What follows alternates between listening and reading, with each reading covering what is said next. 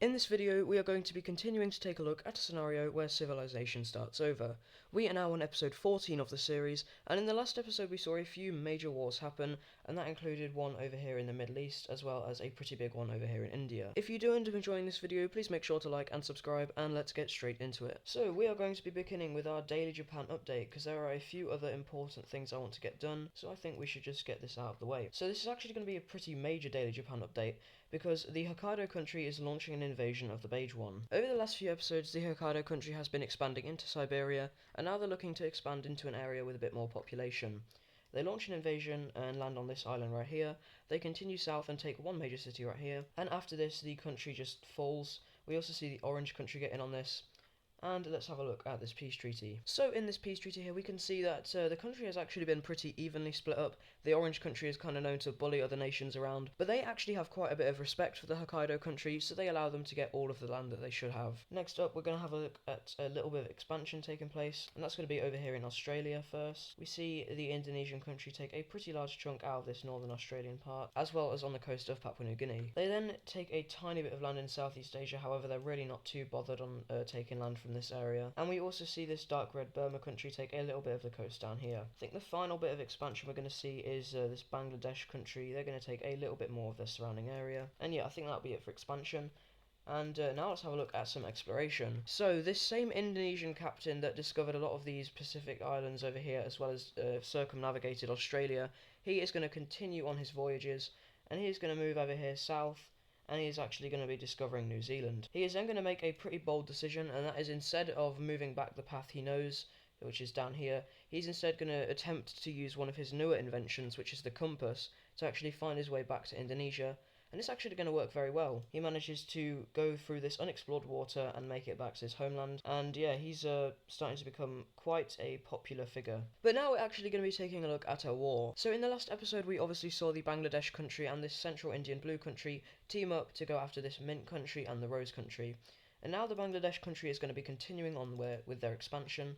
And now they're going to be going after this dark green country right here, which is one of the weaker ones. So they will quickly be launching their invasion, capturing this major city right here, and then they will be moving towards the capital. The capital is going to quickly fall, and from here we're going to see a peace treaty be signed. So taking a look at this peace treaty here, we can see that the Bangladesh country has taken a very large chunk out of this green country right here, even taken their former capital, and they turn the rest into a puppet state right here. But next up, we're actually going to see something pretty interesting happening, and that is a country is going to join this Star Alliance. And that is actually going to be this new Kola country right up here.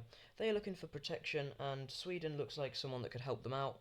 Also, they're kind of in a bad spot, and they think that Sweden could help them out with that as well. But now we're actually going to be seeing a very important event happening. So as we know, the Europeans, who are still trying to trade with these Indian countries, now that they have been blocked off from moving through these Middle Eastern trade routes, successfully circumnavigated Africa. So now, instead of going through this area, they have to go all the way around Africa to get to India. This is still a very slow process, and it's almost worse than having to go through the Baikal country. So we actually have something happening. A Danish general is going to go over to the president of Ireland, and he's going to go over and say, I have an idea. I believe that because the earth is round, if we just go across here, we will land in India or in East Asia. The King of Ireland is going to think about this, and this is sort of something that happened in real life, obviously, with Christopher Columbus, but he's actually going to reject this proposal. The Danish sailor, who is a bit sad by this, he's going to go over to the King of England, and he's going to propose the exact same thing. However, the King of England's reaction is going to be a bit different. He is actually going to accept this proposal, because moving around Africa is a bit of a nasty chore just to get to India, so he thinks that if he just goes this way, he'll probably land somewhere near Indonesia, and then from there he can just go straight into India. So the King of England is going to grant this Danish sailor a few ships, not too many but a few, and he is going to set off. They're going to use the Azores as a base of operations. Heard about that Indonesian guy who used a compass, and he actually has one for himself, and he is going to use it to try and go as straight as possible, because they believe they're on the same latitudes as India. He is going to go straight on, and a few storms and stuff are kind of just going to blow his path around, but eventually he is going to make a landing right here in Massachusetts. This is seen as very successful, and he's celebrating because he thinks, oh great, we're in East Asia right now. He is going to explore around just a bit, and he's kind of confused because he doesn't meet any people. Knowing that Japan exists and a very prevalent nation on there is called Hokkaido, he is going to call this area Hokkaido because he thinks that's where he is. Yeah, so this area is going to be called like Kaido, which is going to be a bit confusing. But he is going to explore around just a bit more, and then he meets up with this lake, and he believes it's the ocean on the other side of Japan. So from his point of view, he believes he's on an island right now, and this is like how thick Japan is.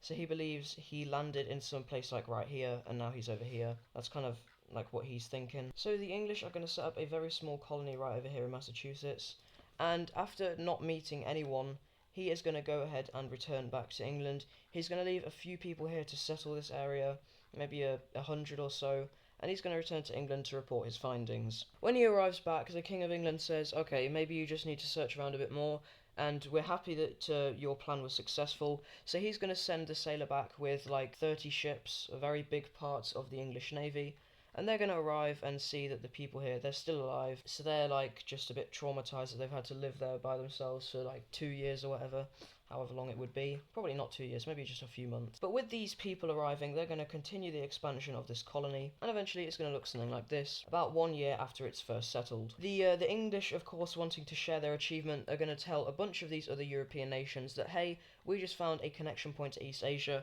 now we don't have to circumnavigate Africa anymore. These European nations are going to be quite happy about this, because they also have the same, annoyance that we have to go around Africa just to get to India, because these guys do not want to let us through unless we're their religion. And a country we're actually going to see make the same voyage is going to be the Blue Team. The French Blue Team are going to start their voyage, and they're going to go out, and they're kind of just going to move south, because they believe that because the English landed in Japan, they need to go a bit further south to land near Indonesia or India. So the Blue Team is going to move south from about this point, and they're going to keep going, and eventually they're going to land in northern Brazil. The Blue Team also realizes, yo, this is not Indonesia or India, and we also see the English at this point realizing, yeah, we're not in Japan, because they explore around a bit more, and they're like, this is not an island, this is definitely a mainland. They explore around this much. And now a few other countries are becoming quite interested in what's going on. However, something has just happened that is going to completely change what these European nations think.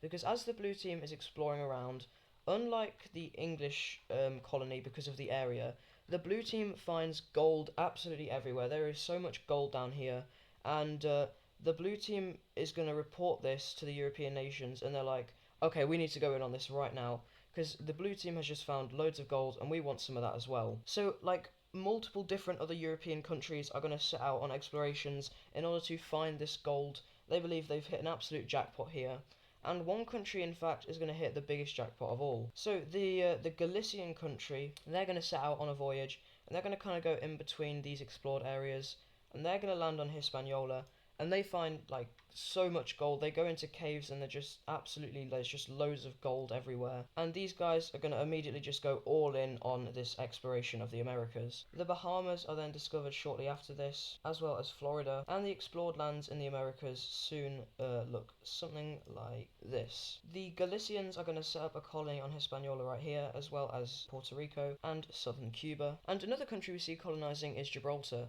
Gibraltar is going to make a landing right over here in Venezuela, and they're going to set up a pretty nice colony right here. They do take a few of these Caribbean islands, however, Galicia is going to get most of them. And the final country for now that we're going to see set up a colony in the Americas is going to be this Basque/Pyrenees Mountains country right here, and they're going to set up a colony in southern Florida. So yeah, that is a pretty major point, the discovery of the Americas, and now a lot of these European nations are setting out colonizers to go and get this gold. The English are kind of annoyed because the area they're in doesn't have nearly as much gold as these other areas, but they're still going to put in a lot of effort into this colonization. It's at this point the Swedish also realise, oh, we already discovered the Americas, and they're going to try and take credit for the discovery.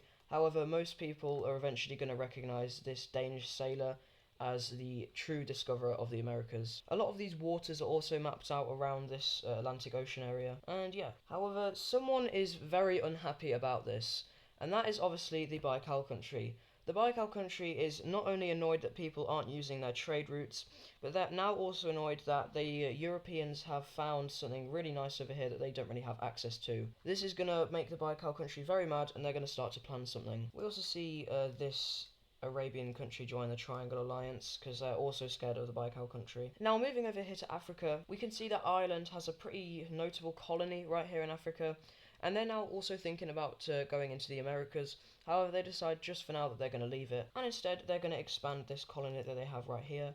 moving it a bit up north just like that. We do see a little bit more of exploration in Africa, as this is still the fastest way to get to India, because obviously this isn't India, so it's not like the Europeans are just completely abandoning this. These African nations over here meet up with Lake Tanganyika, as well as this lake right here, which I actually don't know the name of. Before we get to a major event, is going to be the Somalian country. They're going to take a little bit more of this Omani land. But now we see a extremely large event take place. The Baikal country, who has been readying up their military, they've been expanding it, now seeing that the European nations are kind of escaping them, I guess, by going into this land over here, they're going to launch their plan, because they feel like it's finally time. If they wait any longer, their plan might not go successful.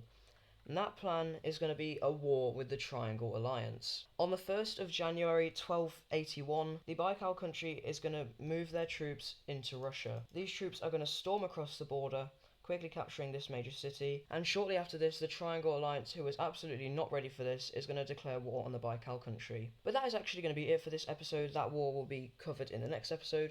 If you did enjoy this video, please make sure to like and subscribe, and I will see you in the next one. And a big thank you to all of our channel superfans. This includes LaserTaste and English Mapper, as well as a thank you to our recent donators, English Mapper, Coley, and Isle of the Lime Team Monarchy. Thank you guys.